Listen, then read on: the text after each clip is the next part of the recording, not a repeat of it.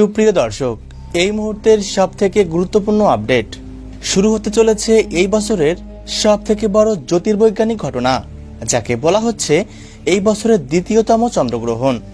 এই গ্রহণকে কেন্দ্র করে বিশ্বজুড়ে ছড়িয়ে পড়েছে কৌতূহল আর আগ্রহ। আর ইতিমধ্যেই আবহাওয়া অধিদপ্তরের তরফ থেকে বেশ কিছু সাবধান বার্তাও জারি করে দেওয়া হয়েছে।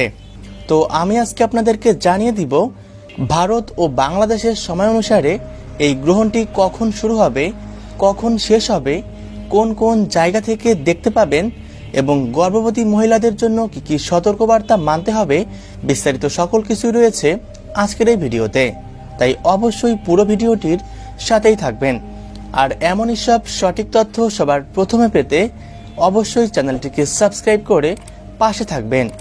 আর আপনি কোন জেলা থেকে এই ভিডিও দেখছেন সেটা কমেন্ট করতে ভুলবেন না। বছরের এই দ্বিতীয়তম মহাজাগতিক দৃশ্যটি ভারত এবং বাংলাদেশের প্রায় সকল জায়গা থেকেই দৃশ্যমান থাকবে। আর এই গ্রহণটি শুরু হয়ে যাওয়ার ঠিক 12 ঘন্টা আগে থেকেই শুরু হয়ে যাবে এর সূতককাল, এবং গ্রহণটি একটানা রাতের আকাশে প্রায় 3.5 ঘন্টা দৃশ্যমান থাকবে। তাই এই গ্রহণটি অনেকটাই শক্তিশালী হতে চলেছে। যারা গর্ভবতী মহিলা রয়েছেন তারা অবশ্যই একটি সাধারণ বিষয় মেনে চলার চেষ্টা করবেন।